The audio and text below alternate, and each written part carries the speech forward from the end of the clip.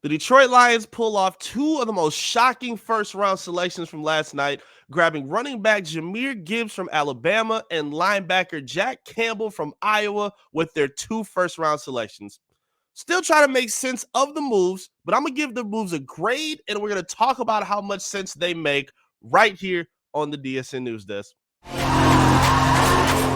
fall back.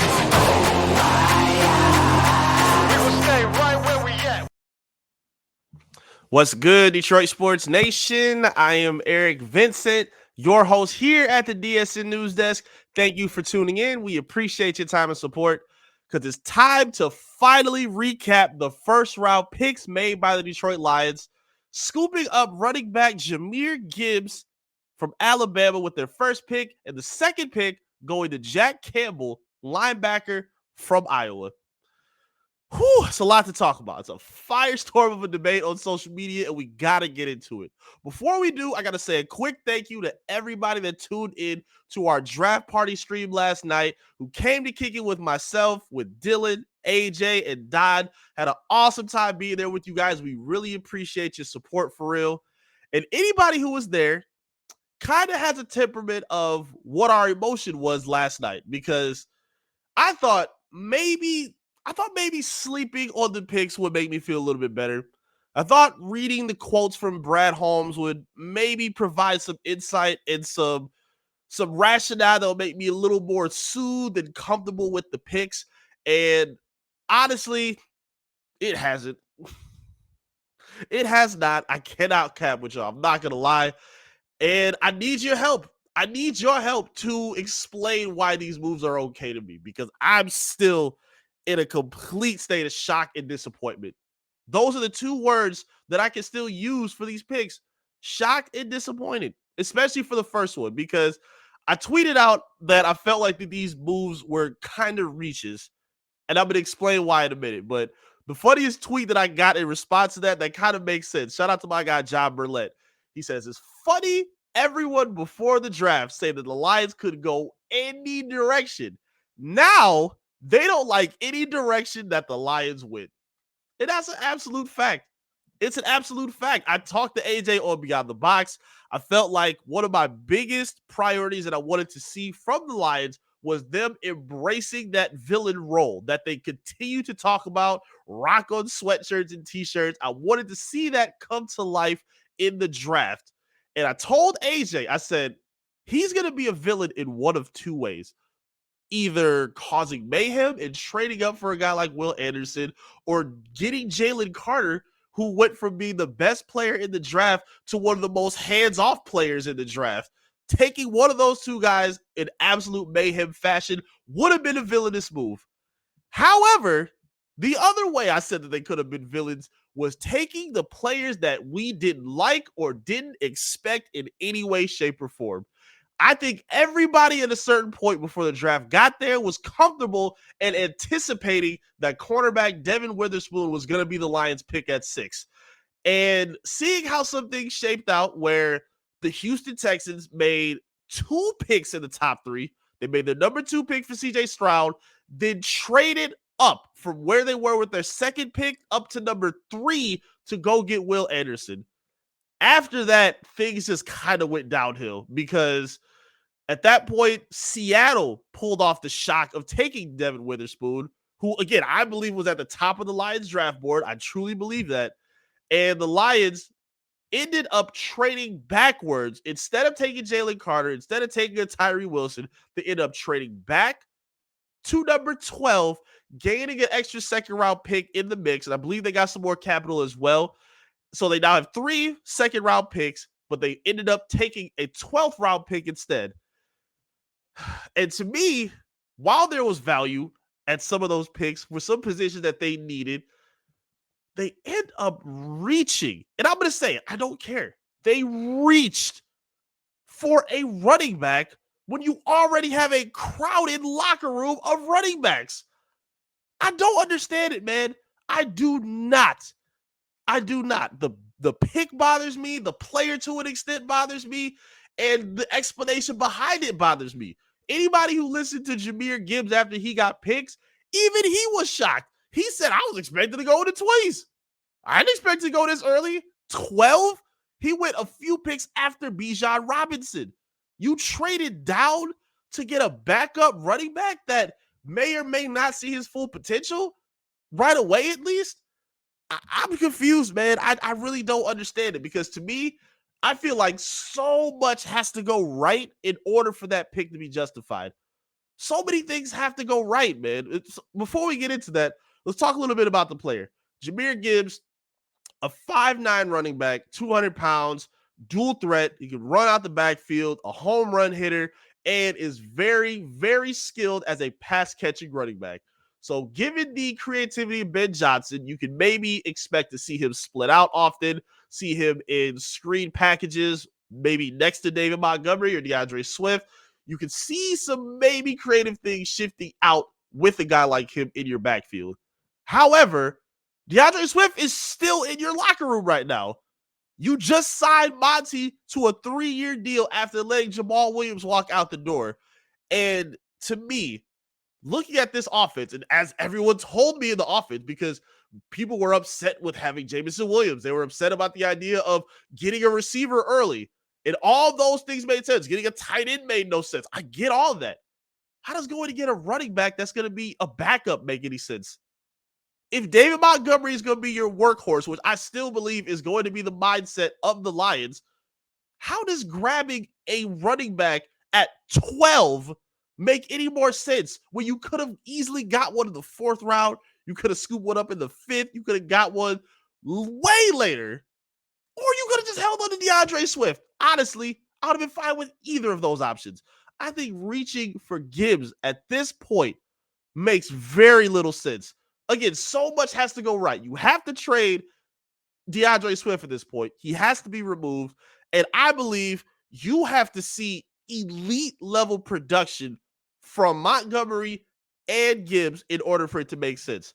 I'm not saying they both have to go over 1,000 yards or anything like that, but do they both need to tote around double-digit touchdowns, passing and or running and catching? In my opinion, yeah, I think that has to make sense. I think that has to be the focal point. I think you need to prioritize creating a top 3 rushing attack. If that's what the plan is, then okay. But to me, I just feel like you could have still made that happen by addressing defense first, which everybody was saying that's what they wanted to do. And you still could have did that. You could have picked up a Nolan Smith. You could have maybe reached for a Jack Campbell at that point. You could have reached for anything at defense. And I think it would have made more sense. Or you could have stayed pat and took Jalen Carter. Clearly, Carter was not somebody that they wanted to go after because if he was available at 6 and you trade down, you're not interested in getting him. You could have taken him right there. They clearly were not on board with making that happen. And I just don't see the upside in taking a small running back that early because to me, as everyone keeps telling me in the comment section, look, I believe the Lions rebuild is over and I believe they're trying to make win now moves. I think this is way exaggerated of a win now move. You don't get a 2nd or 3rd string running back at this point when your defense still needs holes filled in on it, where there were other areas that you could have filled in that really would have solidified it made sense for this roster. But I heard you, Brad Holmes. I know you're not here drafting off public opinion. You're not paying attention to mock drafts and, the information that is being spewed out by these mocks because, as you said, everybody's not privy to the information that we had.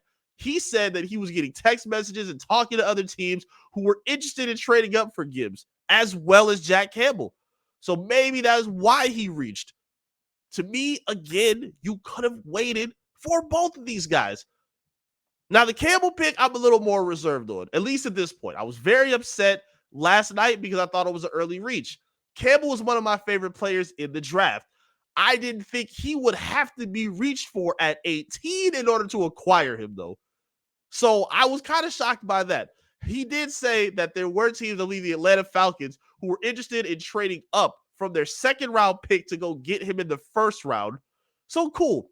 You had to go get that pick and make that happen to shore up the defense. No problem.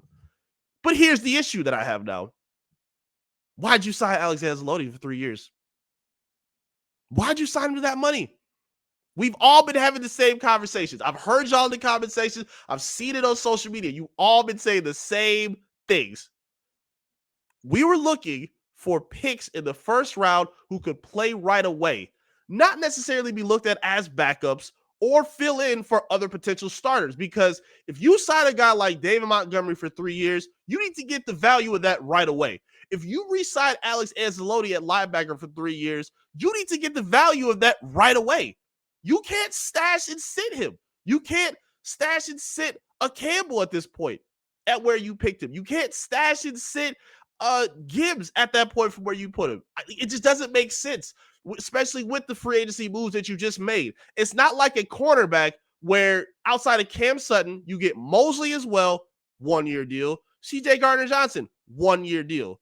So if you were to take Witherspoon or Joey Porter Jr. or Gonzalez or whoever you may have liked that cornerback, it at least would have made sense in a short-term and long-term fill because you only have these veterans on 1 year options. They're on prove it deals.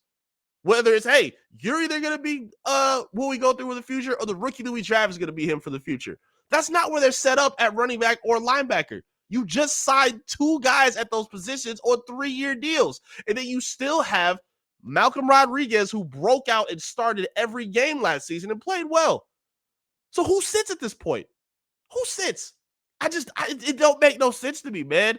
Brad Campbell. Brad Holmes said it. I understand. We don't draft based on the depth chart.